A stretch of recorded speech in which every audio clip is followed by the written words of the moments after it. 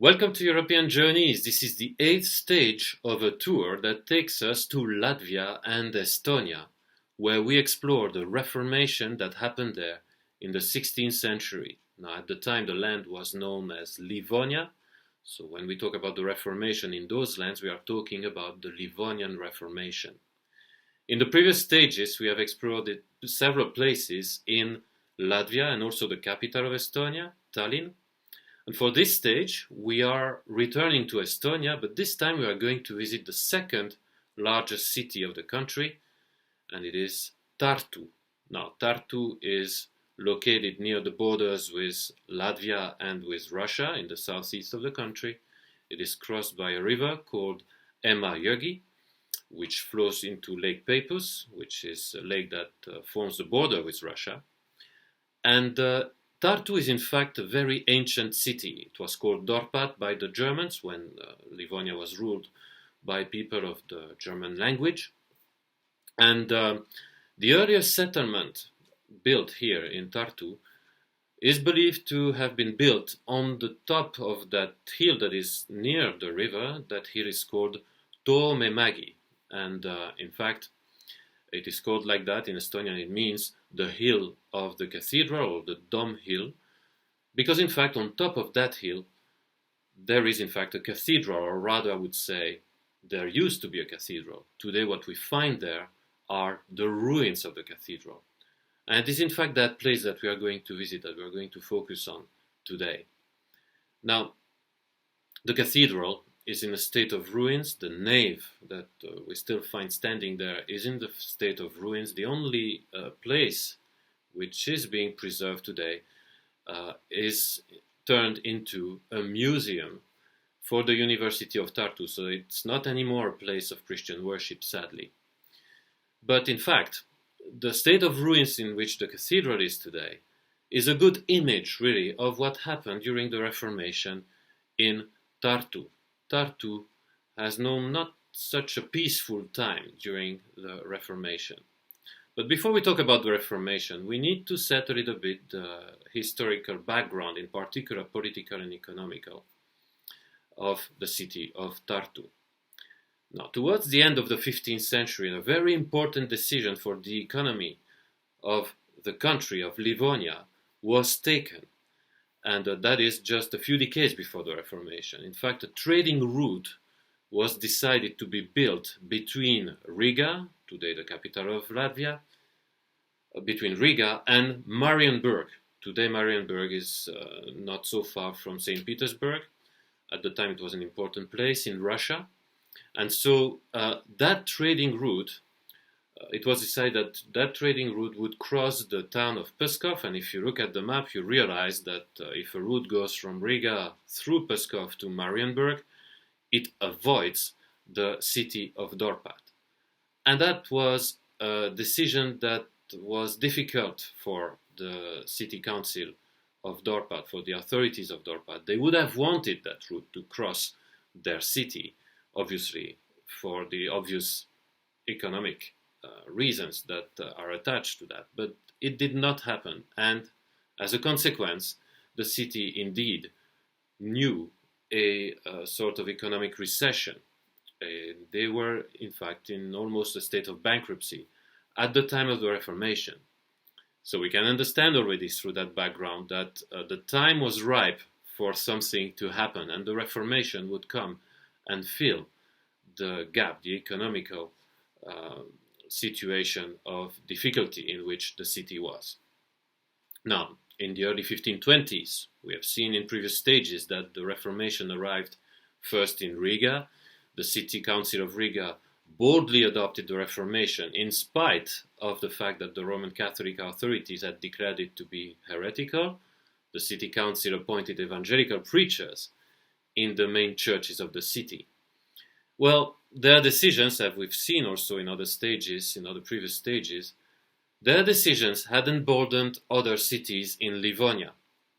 And one of them was the city of Tartu. Now, obviously, the city of Tartu would be emboldened to take radical decisions. That's often what happens when a nation is, or when a city is a situation of economic crisis. It was the case in the 1520s for Tartu, and so the city council in 1524 decided to appoint an evangelical preacher at the cathedral of Tartu, there on top of the hill in Toomemägi. And that evangelical preacher was a man named Herman Marsov. Now, he's not very famous, he's not very well known. He's not one of the main figures of the Reformation, not even just in the local context of Livonia.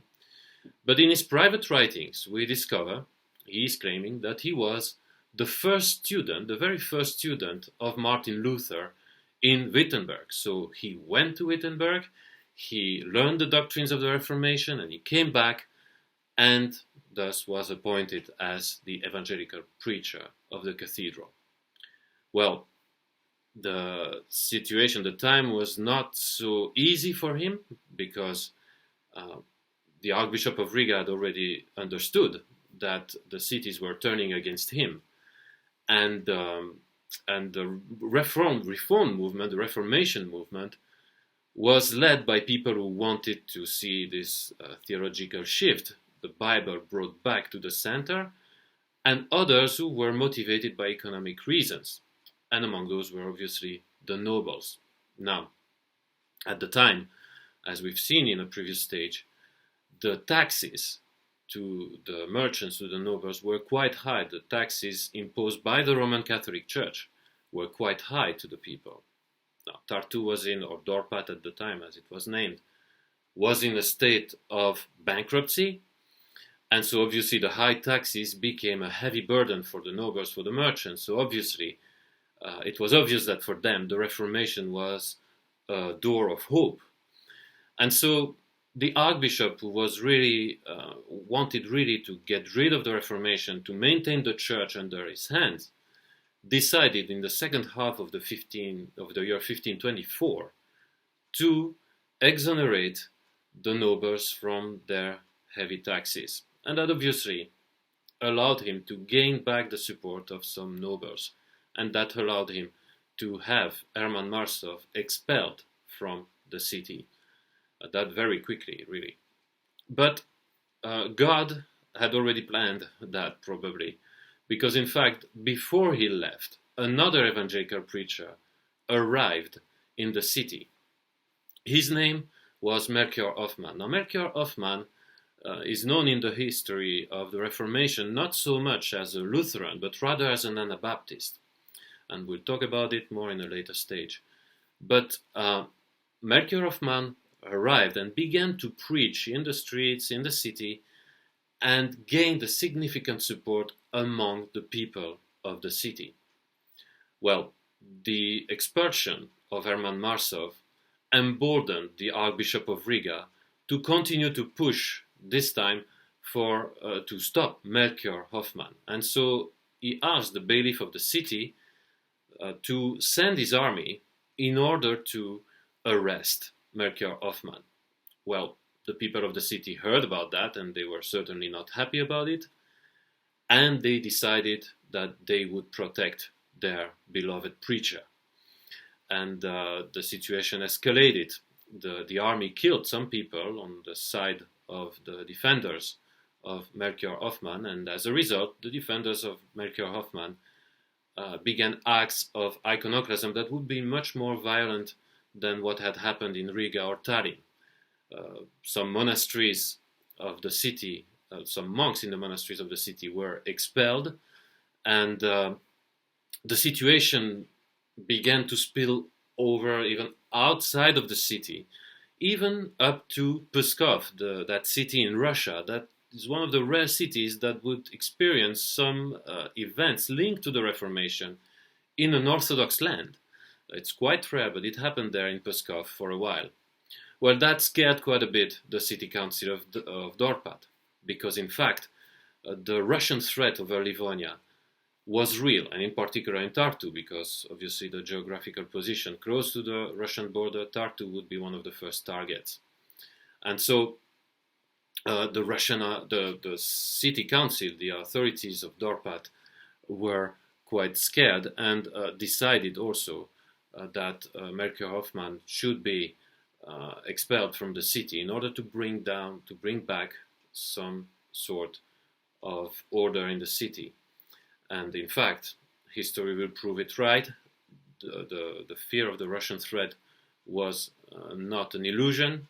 It did happen several decades later. The Russian army entered the land, and in fact, the destruction of the cathedral here in Toimemägi is a result of one of the wars that the Russians had waged, numerous wars that the Russians had waged in Livonia. So it's a clear reminder, in fact, that the Reformation came in Europe, in Livonia also, not always so easily, and at times it cost lives, it cost a lot of turmoils, and this is a reminder for us that the freedoms that were acquired thanks to the Reformation should not be taken for granted, and unless we forget, we might soon have to live that again.